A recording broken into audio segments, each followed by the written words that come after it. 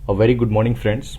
हम लोग यहाँ देखेंगे 11 एलिमिनेशन टेक्निक्स फॉर प्रीलिम्स और these are the working techniques, बिल्कुल प्रैक्टिकल टेक्निक्स हैं जो डेफिनेटली वर्क करेंगे आपके प्रीलिम्स में।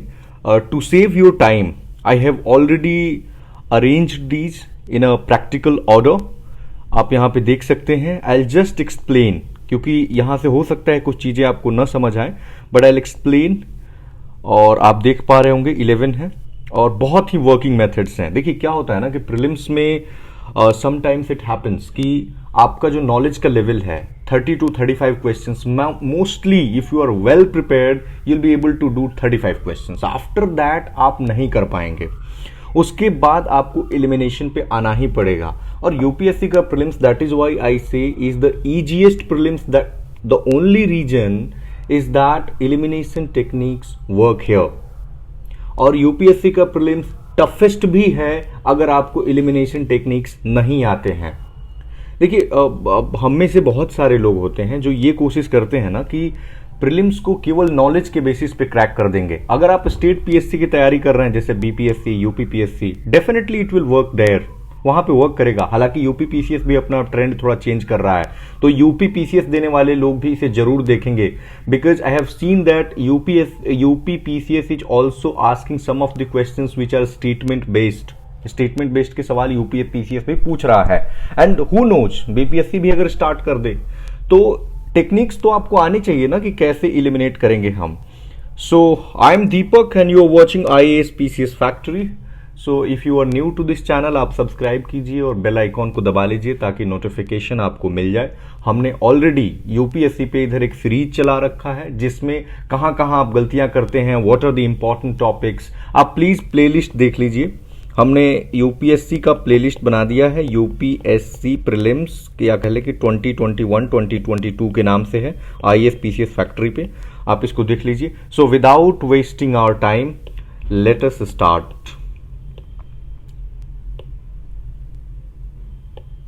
So, the first method is knowledge versus common sense. See, मैं कहूंगा ना, जैसे ही आपके हाथ में पेपर मिलता है यूपीएससी का, आप एग्जामिनेशन हॉल में हैं, you do not have to think about the elimination techniques at the first instance. अगर आप पहले ही एलिमिनेशन लगाना शुरू कर देंगे तो ये बहुत बड़ा ट्रैप होगा। हमने कहा ना कि 35 क्वेश्चन के बाद, ठीक है, तो वो 35 क्वेश्चन भी आइडेंटिफाई करना है। Those 30 to 35 questions have to be solved only on the basis of the knowledge. आप केवल नॉलेज के बेसिस पे उन 35 क्वेश्चंस को करेंगे। डिपेंडिंग, वेरी कर सकता है, किसी के लिए 30 हो सकता है, किसी के 40 हो सकता है, लेकिन trust me, based on the meta study of the students I am saying this कि you cannot solve more than 30 to 35 questions for sure, that कि आपको कोई भी डाउट नहीं है। तो for these questions you will apply knowledge, और इसीलिए मैंने कहा है कि नॉलेज को आप प्रायोरिटी देंगे। जैसे मैंने एग्जाम्पल यहां पे लिया है, सारे ही में मैंने एग्जाम्पल्स लिए हैं ताकि आपको समझाने में आसानी रहे। जैसे कि सेकंड शेड्यूल की बात की जाए, कॉन्स्टिट्यूशन की, और थर्ड शेड्यूल की अगर बात की जाए तो सेकंड शेड्यूल में सैलरी दी हुई है और थर्ड शेड्यूल में ओथ दिया हुआ है। अगर जैसे ये क्वेश्चन आया था तो मैंने क्या किया था, मैंने ये दिमाग लगाया था कि मुझे पता नहीं था, तो मैंने ये दिमाग लगाया कि पहले तो ओथ होगा ना, उसके बाद ही सैलरी होगी। But trust me, common sense doesn't work here, नहीं काम करे। पहले आप कोई ओथ लेंगे, उसके बाद ही तो सैलरी आएगी ना, मैंने ये दिमाग लगाया, बट यहां पे उल्टा था। तो इसीलिए मैं कह रहा हूं कि सबसे पहले आप जो प्रायोरिटी देंगे, this is not an elimination method but this is a disclaimer. ये एक डिस्क्लेमर है, आप इसको डिस्क्लेमर के तौर पे लेके अपने नॉलेज को सबसे पहले प्रायोरिटी देंगे। जैसे ही नॉलेज का बेस खत्म हुआ, now come to the elimination techniques. You do not know the answer for sure, now come to the elimination techniques. Suppose कोई क्वेश्चन है जिसमें कोई स्टैट्स दिया है, डेटा दिया है, फैक्ट्स दिया है, आपको नहीं पता है बिल्कुल कि ये फैक्ट सही है या गलत है। जैसे 2018 का प्रीलिम्स का मैंने यहाँ पे यूपीएससी के 2018 प्रीलिम्स का ये एग्जांपल है कि रेंज को, जो ना नेविगेशन का रेंज है, उसको 5500 किलोमीटर लिख दिया, जबकि असल में उत्तर था 1500 किलोमीटर।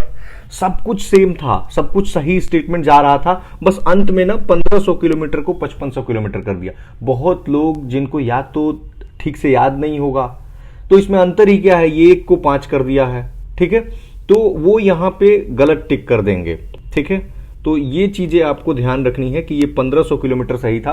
तो कई बार ना डेटा के साथ यूपीएससी खेल जाता है, जहां भी डेटा दे कि इसका लक्ष्य जो है वो 7% है, 5% है, मतलब मोस्टली चांस है कि वो गलत होगा। देखिए अगर आपका आधा भी सही हो जाता है ना, आधा क्या अगर 1/3 भी आप सही कर लेते हैं ना, तो आपको पॉजिटिव ही मिलेंगे, क्योंकि जो नेगेटिव है वो 1/3 है। अगर 4 क्वेश्चन आपने मान लीजिए कि एलिमिनेशन मेथड लगाया, 3 गलत हो गए, 1 सही हुआ, तब भी आपका कोई लॉस नहीं हुआ, 0 हुआ। लेकिन सपोज कीजिए कि 5 में से अगर 3 सही हो जाए तो आपको पॉजिटिव हो गया, 4 में से अगर 2 सही हो जाए तब तो बल्ले बल्ले है।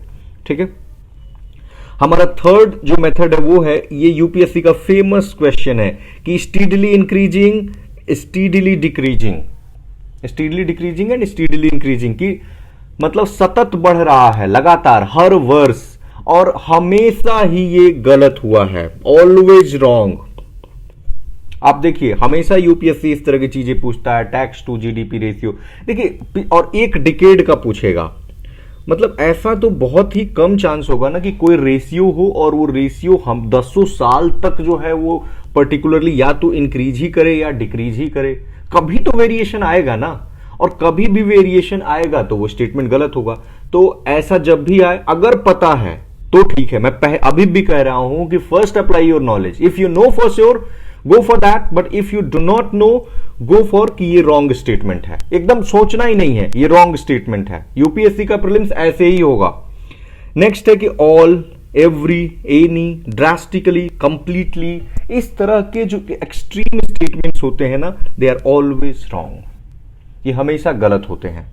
99% ऑफ द केसेस में आपको नहीं पता है, नहीं सोच, वो 1% पे मत जाइए, आप सीधे कहिए कि ये गलत है। जैसे मैंने एग्जांपल दिया कि मान लीजिए कोई स्कीम है, उस स्कीम का यूपीएससी कई बार ना एक्सट्रीम दे देता है, बोलेगा कि इस स्कीम के आने से पॉवर्टी कंप्लीटली खत्म हो जाएगी। आपको लगता है क्या? कोई भी स्कीम आप ले लीजिए, नरेंद्र मोदी जी नहीं, जो पंडित नेहरू नहीं, कोई भी आ जाए, कोई भी स्कीम्स चला दे, कंप्लीट पॉवर्टी इलिमिनेशन नहीं हो सकता है। यहीं पे आपको ध्यान देना है और इस स्टेटमेंट को रॉन्ग मारना, सोचना ही नहीं है।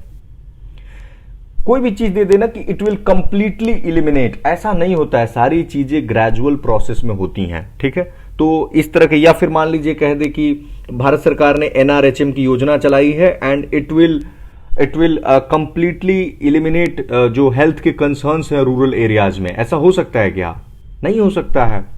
ठीक है, इसी तरह से ऑल है, एवरी है, ये जैसे ही दिखे ना, ये एक्सट्रीम स्टेटमेंट्स हैं, इनको गलत मानना है। अच्छा, कई स्टेटमेंट्स में यूपीएससी नॉट देता है, अगर आप नॉट को हटा देंगे ना तो वो स्टेटमेंट सही हो जाता है। लेकिन नॉट इसलिए दिया जाता है, it is a deliberate attempt, ताकि वो उस क्वेश्चन में ट्रैप दिया जा सके। हो सकता है आप नॉट को ध्यान ही ना दे, तो वो स्टेटमेंट्स मोस्टली गलत होते हैं। जैसे मैंने एग्जाम्पल आपको बताया था, ये 2019 के प्रीलिम्स का क्वेश्चन है यूपीएससी का, कि जो AIIB है इसमें कोई भी मेंबर एशिया के बाहर का नहीं है। एक तो खुद में ही एक्सट्रीम स्टेटमेंट लग रहा है, और दूसरा इसमें नॉट है।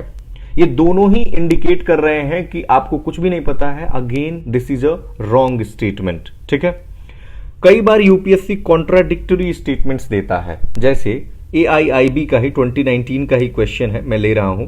इसमें एक स्टेटमेंट दिया कि इसमें, पहला नंबर स्टेटमेंट दिया कि इसमें मतलब 80 से ज्यादा मेंबर्स हैं, और फिर तीसरा स्टेटमेंट इसी में दिया, ये तीसरा नंबर स्टेटमेंट था कि कोई भी मेंबर एशिया के बाहर का नहीं है। अब आप खुद दिमाग लगाइए, एशिया में 51 कंट्रीज हैं, और जब 80 से ज्यादा मेंबर्स होंगे तो ऐसा कैसे हो सकता है कि कोई भी मेंबर एशिया के बाहर का नहीं होगा? चलिए मान लेते हैं एशिया में 51 नहीं है, ये भी नहीं पता, आपको इतना पता है ना सबसे ज्यादा अफ्रीका में है और वहां पे 54 देश हैं।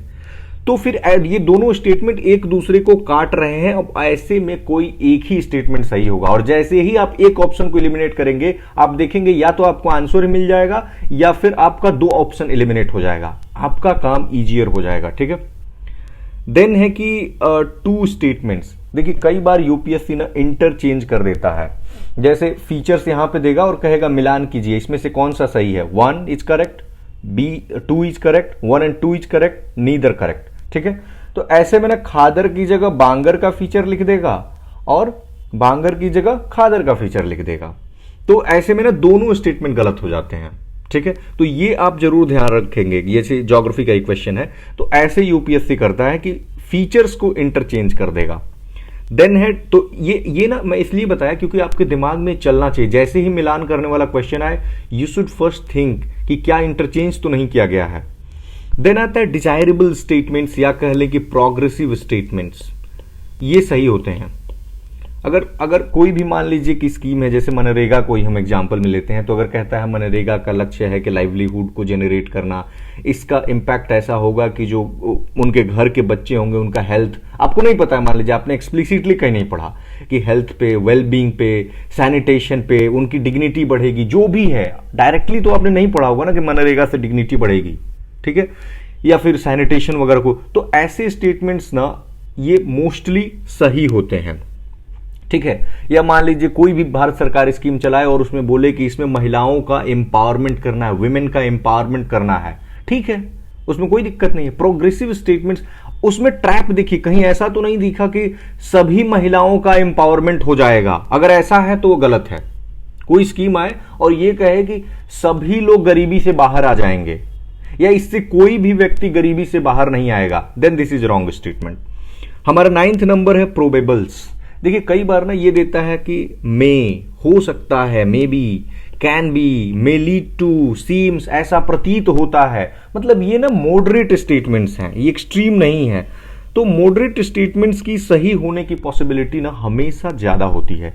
तो जब ये आपको दिखे ऐसा, तो आप मान सकते हैं कि this is mostly going to be a correct statement. जैसे मान लीजिए कि national rural health mission scheme है, तो कहे कि क्या इससे एमएमआर को हेल्प मिले, ये जो है मैटरनल मोर्टालिटी रेट, जो मैटरनल मोर्टालिटी रेट होता है माता का, तो उसको क्या ये कम कर देगा, उसकी जो मृत्यु दर है उसको कम करेगा, तो हाँ ये कम करेगा। उनकी वेलबींग को बढ़ाएगा, तो हाँ बढ़ाए, it can increase the wellbeing of the women, इस तरह से, तो हाँ ये स्टेटमेंट्स सही होते हैं। अच्छा, साइंस एंड टेक्नोलॉजी की जो एप्लीकेशन बेस्ड क्वेश्चन होते हैं, मैंने इस पे एक लिंक मैं दे दूंगा डिस्क्रिप्शन में, आप उसको देख लीजिएगा। इस पे मैंने प्रैक्टिकल क्वेश्चंस लेकर के यूपीएससी का आपको बताया था कि कैसे ये क्वेश्चंस हमेशा सही होते हैं। एक दो बार ऐसा हुआ होगा गलत होंगे, बट आप उस एक्सेप्शन के साथ नहीं जाएंगे। You'll go with all of these are the correct statements. आपको पता हो, नहीं पता हो, पढ़ा है, नहीं पढ़ा है, please do not leave that question. आप उस क्वेश्चन को कीजिए। जैसे नैनोटेक का एग्जांपल मान लीजिए कि देता है कि नैनोटेक का यूज हेल्थ में है क्या, कैंसर के ट्रीटमेंट में है क्या, हाँ है, आप सोचिए नहीं, हाँ है, एग्रीकल्चर में है, मिलिट्री में है, स्पेस में है, हाँ है, बायोटेक में है, मतलब तुरंत उस पर ज्यादा दिमाग नहीं लगाना है, करेक्ट। 11th है कि मिनिस्ट्री का क्वेश्चन। देखिए ये एक मेटा स्टडी मैंने की कि यूपीएससी के प्रीवियस ईयर क्वेश्चन का, तो मेजॉरिटी ऑफ द ओकेजन्स पे मैंने ये पाया कि नेम ऑफ द मिनिस्ट्री क्या किया है उन्होंने, एक रिलेटेड मिनिस्ट्री दे दिया है। जैसे पूछा है 2017 में कि नेशनल कैरियर सर्विस के बारे में, तो नेशनल कैरियर सर्विस के बारे में मिनिस्ट्री ऑफ लेबर ना लिख करके उन्होंने मिनिस्ट्री ऑफ पर्सनल लिख दिया है। बहुत सारे लोग कंफ्यूज हो जाएंगे, कैरियर है, पर्सनल है, चलो सही मार देते हैं, but most of the occasions पे ये गलत है, और जब भी उसका पर्पस दिया है मोस्टली ये सही है। लेकिन ये मिनिस्ट्री तो गलत ही है आपके। I am not talking about the coaching वाला टेस्ट सीरीज, वहां पे this method might not work, but UPSC के पेपर में आपको इट विल डेफिनेटली वर्क। जैसे आपको आए कि सांसद आदर्श ग्राम योजना, नॉर्मली आपको ना क्या कर देंगे, इसमें कभी भी ये नहीं देंगे कि ministry of statistics and programme implementation, ये एक्चुअल में इसी मिनिस्ट्री के अंतर्गत आता है जो सांख्यिकी मंत्रालय होता है। लेकिन आपका दिमाग जाएगा क्या कि ये सांख्यिकी मंत्रालय के अंतर्गत आता है? तो सॉरी यहां पे सॉरी हमने ये इट्स नॉट सांसद आदर्श ग्राम योजना, ये है हमारा मिनिस्ट्री ऑफ, ये 2 साल तक जिसका टेन्योर इन्होंने रोका था। एनीवे हम दूसरा एग्जांपल्स लेते हैं। सॉरी मैं फॉरगेट कर रहा हूं यहाँ पे। जैसे नेशनल कैरियर सर्विस को ही ले लीजिए, ये सांसद आदर्श ग्राम योजना शायद गलत हो रहा है। जैसे नेशनल कैरियर सर्विस ले लीजिए, तो नेशनल कैरियर सर्विस में ना ये मिनिस्ट्री ऑफ लेबर की स्कीम है, बट उन्होंने क्या दिया ना कि ये मिनिस्ट्री ऑफ पर्सनल का, तो ये गलत हो गया। ठीक है, तो इस तरह से मिनिस्ट्री जब भी देगा ना वो रिलेटेड मिनिस्ट्री दे देंगे। जैसे मान लीजिए कि मनरेगा है, तो मनरेगा किसके अंतर्गत आता है? मिनिस्ट्री ऑफ रूरल डेवलपमेंट के अंतर्गत आता है। लेकिन इसमें क्या कर सकते हैं, वो आपको दे सकते हैं क्या ये एग्रीकल्चर मिनिस्ट्री के अंतर्गत आता है।